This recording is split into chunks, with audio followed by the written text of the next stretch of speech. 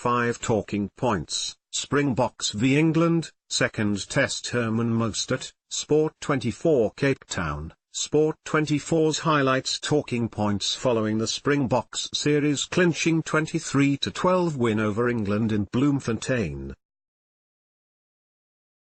Let's get the negative aspect out the way first. England's 2 early tries, which saw them race to a 12-0 lead, exposed the Springbok defence in the wider channels. On both occasions, the Bok wingers were found wanting, seemingly moving in field too soon.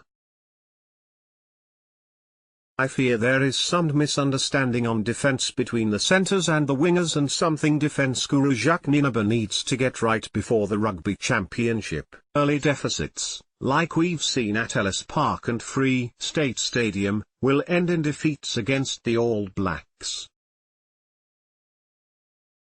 Springbok number 8 Duane Vermeulen again proved his worth with a man-of-the-match performance. Apart from playing a vital leadership role, Vermeulen is also backing that up with his on-field efforts. The burly number 8 was again immense as a ball carrier, proved his worth at the breakdown area, while his spectacular first-half try sparked another Springbok comeback. Eddie Jones and his Red Roses are under pressure after losing the series in South Africa. Jones had won 22 of his first 23 tests in charge but has now seen his side lose their last 6 matches. After the first test at Ellis Park was well documented, and it appears that the pressure is getting to the players as well. The test in Bloemfontein between players Mike Brown, Joe Marler and fans. The Harlequins duo reportedly exchanged angry words with supporters after England surrendered the series. A further sign of England's frustration came when scrum half Ben Youngs walked away from a television interview after one question. He subsequently apologised on social media, but his conduct will not go down well with the English press. It won't be fair not to comment on the Springboks' effort at scrum time after a well-earned penalty try. Tendai Beast Mtawira had played a solid 100th test, but it was replacement props Stephen Kitshoff and Thomas du Toit who caught the eye. Kitshoff replaced Mtawira early in the second half, and du Toit replaced a somewhat undercooked Frans Malherbe.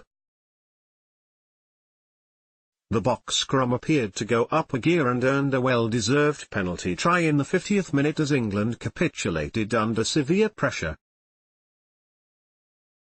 It was a setback from which the visitors could never recover. There were a few eyebrows raised when French referee Romain Poit was appointed to referee the test in Bloemfontein. On Saturday, Poit again copped criticism, with several fans calling for his head on social media. I'll highlight one incident where I felt Poit had erred.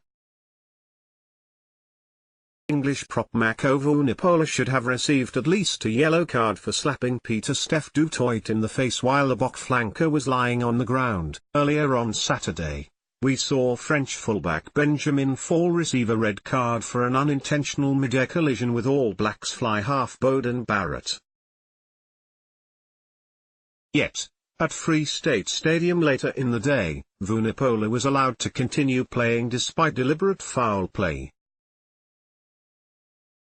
Just the previous week at Ellis Park, Vunipola was sent to the sin bin for a late shoulder charge on Bok scrum half Faf de Klerk. I felt the slap in the face incident was more serious, yet this time he was allowed to play on.